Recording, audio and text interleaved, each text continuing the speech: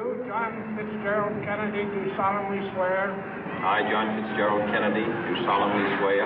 That you will faithfully execute the office of President of the United States. That I will faithfully execute the office of President of the United States. And will, to the best of your ability. And will, to the best of my ability. Preserve, protect, and defend the Constitution of the United States. Preserve, protect, and defend the Constitution of the United States. So help you God. So help me God.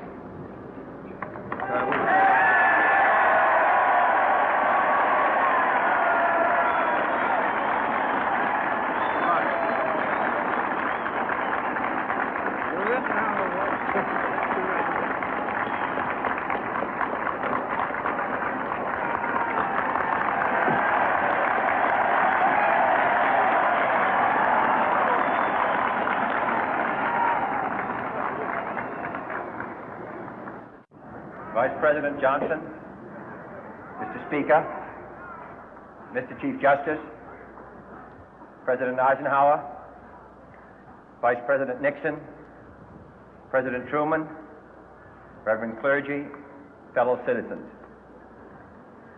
We observe today not a victory of party, but a celebration of freedom, symbolizing an end as well as a beginning, signifying renewal as well as change. For I have sworn before you and Almighty God the same solemn oath our forebears prescribed nearly a century and 3/4 ago. The world is very different now, for man holds in his mortal hands the power to abolish all forms of human poverty and all forms of human life. And yet the same revolutionary beliefs for which our forebears fought are still at issue around the globe. The belief that the rights of man come not from the generosity of the state, but from the hand of God.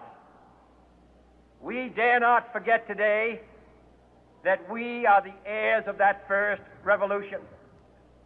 Let the word go forth from this time and place to friend and foe alike that the torch has been passed to a new generation of Americans born in this century, tempered by war, disciplined by a hard and bitter peace, proud of our ancient heritage, and unwilling to witness or permit the slow undoing of those human rights to which this nation has always been committed and to which we are committed today at home and around the world.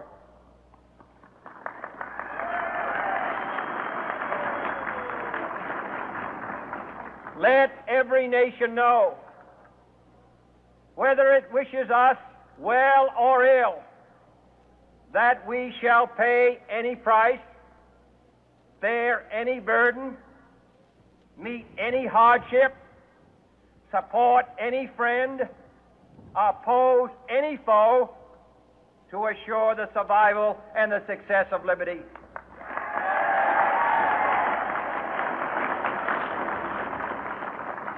This much we pledge and more. To those old allies whose cultural and spiritual origins we share, we pledge the loyalty of faithful friends. United, there is little we cannot do in a host of cooperative ventures. Divided, there is little we can do, for we dare not meet a powerful challenge at odds and split asunder. To those new states whom we welcome to the ranks of the free, we pledge our word that one form of colonial control shall not have passed away merely to be replaced by a far more iron tyranny. We shall not always expect to find them supporting our view, but we shall always hope to find them strongly supporting their own freedom, and to remember that in the past, those who foolishly sought power by riding the back of the tiger ended up inside.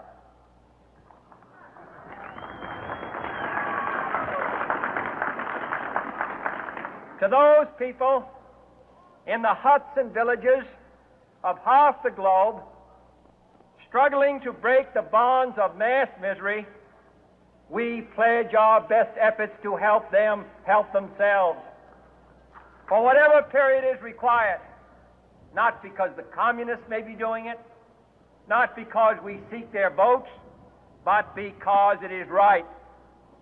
If a free society cannot help the many who are poor, it cannot save the few who are rich.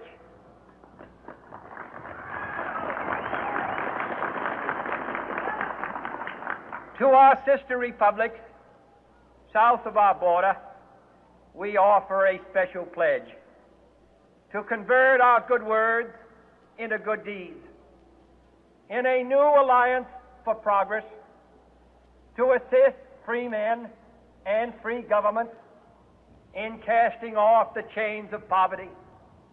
But this peaceful revolution of hope cannot become the prey of hostile powers.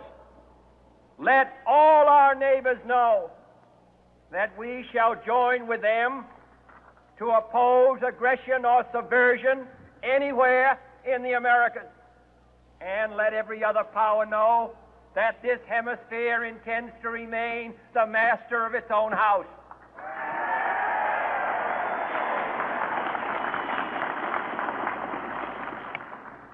To that World Assembly of Sovereign States, the United Nations, our last best hope, in an age where the instruments of war have far outpaced the instruments of peace, we renew our pledge of support to prevent it from becoming merely a forum for invective, to strengthen its shield of the new and the weak, and to enlarge the area in which its writ may run. Finally, to those nations who would make themselves our adversary, we offer not a pledge, but a request that both sides begin anew the quest for peace. Before the dark powers of destruction, unleashed by science, engulf all humanity in planned or accidental self-destruction, we dare not tempt them with weakness, for only when our arms are sufficient beyond doubt can we be certain beyond doubt that they will never be employed. But neither can two great and powerful groups of nations take comfort from our present course, both sides overburdened by the cost of modern weapons, both rightly alarmed by the steady spread of the deadly atom, yet both racing to alter that uncertain balance of terror that stays the hand of mankind's final war. So let us begin anew, remembering on both sides that civility is not a sign of weakness, and sincerity is always subject to proof. Let us never negotiate out of fear, but let us never fear to negotiate.